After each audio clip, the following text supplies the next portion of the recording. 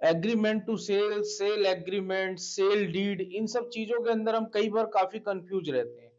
हम कोई प्रॉपर्टी खरीदना चाहते हैं, उसके प्रॉपर्टी के पेपर हम कैसे चेक करें और प्रॉपर्टी के पेपर कैसे होने चाहिए, इन सब चीजों को देखते हुए दोस्तों नमस्कार, आपका दोस्त मैं एडवोकेट आर के पाल। आज हम बात करने वाले हैं agreement to sell, sale deed के बारे में।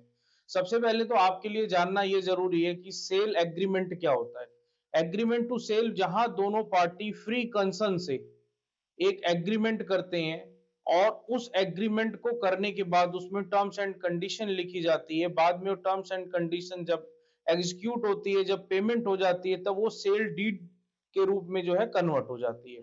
आज मैं आपको बताऊंगा ऐसी 10 टिप्स जिसको जानने के बाद में आप कैसी प्रॉपर्टी है, कैसे पेपर हैं, आप किस तरीके से ड्राफ्ट करें, किस तरीके से आप पेपरों की जांच करें और एक एग्रीमेंट टू सेल, एक ऐसी डीड तैयार करें जिससे आपको भविष्य के अंदर जो फ्रॉड होता है उससे आप बच पाए। सबसे पहली चीज तो आप एग्रीमेंट टू सेल के अंदर आप दोनों पार्टियों के नाम, बायर और सेलर के, सेलर का नाम, उसका कॉन्टेक्ट नंबर, सेलर का आधार कार्ड, सेलर का पूरा एड्रेस, ऐसे ही परचेजर का नाम, उसके पिताजी का नाम, उसका एड्रेस, उसका कॉन्टेक्ट नंबर, उसका आधार नंबर। ये पहला स्टेप है जहां आपको क्लियरली ये दोनों चीजें मेंशन करनी होती हैं। दूसरी चीज होती है डेफिनेशन। डेफिनेशन रेरा जो है एक प्रॉपर्टी का एक उसके अंदर जो नियम होता है, अगर आप वो रेरा के नियम को फॉलो कर लेते हैं, उसकी डेफिनेशन को पकड़ लेते हैं, तो आपको और ज्यादा आसानी हो जाएगी उसकी डेफिनेशन करने में। डेफिनेशन एक स्पष्ट होनी चाहिए कि भाई ये जो प्रॉपर्टी है, इस प्रॉपर्टी का ये आयात है, इस तरीके से रेरा की जो रूल रेगुलेशन के लिए जो उसमें डेफिनेशन लिखी हुई है, आप जो है उस डेफिनेशन को करें।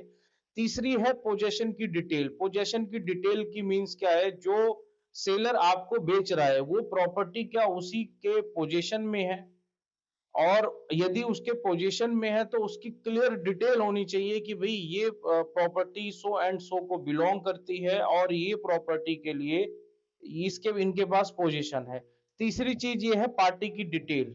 पार्टी की डिटेल यानी कि प्रॉपर्टी और पार्टी की डिटेल। प्रॉपर्टी की डिटेल का मतलब ये है कि वो प्रॉपर्टी कितने गज की है, कितना एरिया है, ईस्ट वेस्ट क्या है, रोड किस साइड से गई हुई है, और मैं तो ये कहूंगा इसके साथ एक नक्शा तैयार करिए। नक्शे के अंदर क्लियरली मेंशन करिए पॉइंट ए पर प्रॉपर्टी है, पॉइंट बी इसके साइड से रोड जा रही है, इतने फुट रोड है, इतनी फेसिंग है इसकी, और उसके बाद में फिर channel of chain of property documents.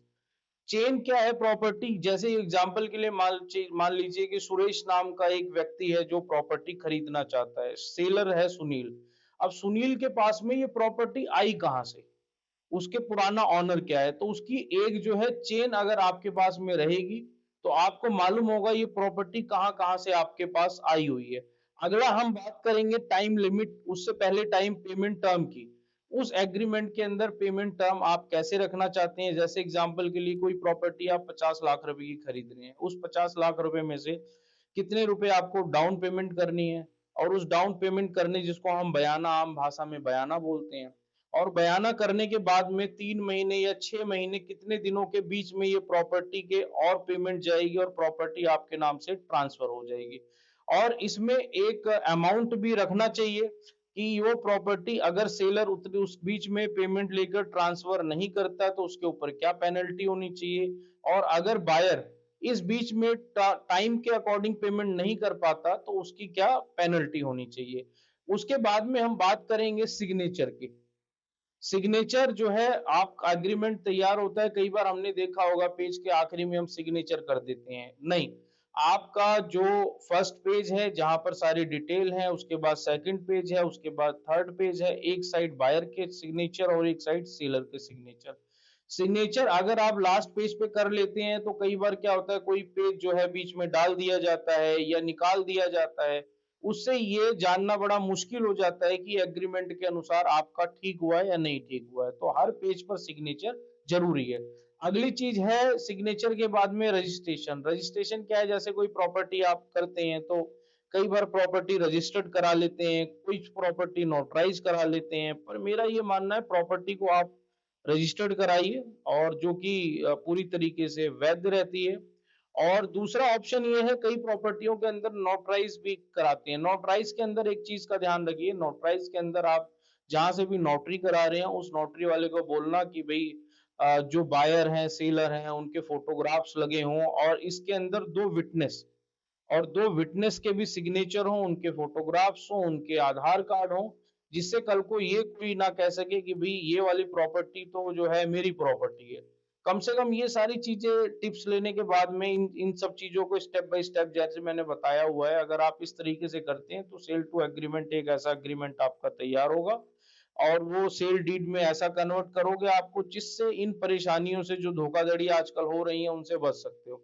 अब मान लीजिए ये सब स्टेप लेने के बाद में भी किसी प्रॉपर्टी के अंदर आप गलत तरीके से फंस गए हैं, सेलर ने आपके नाम से सेल डीड नहीं करी है, मान लो पेमेंट ले लिए, तो आपके पास क्या क्या रिमेडी है।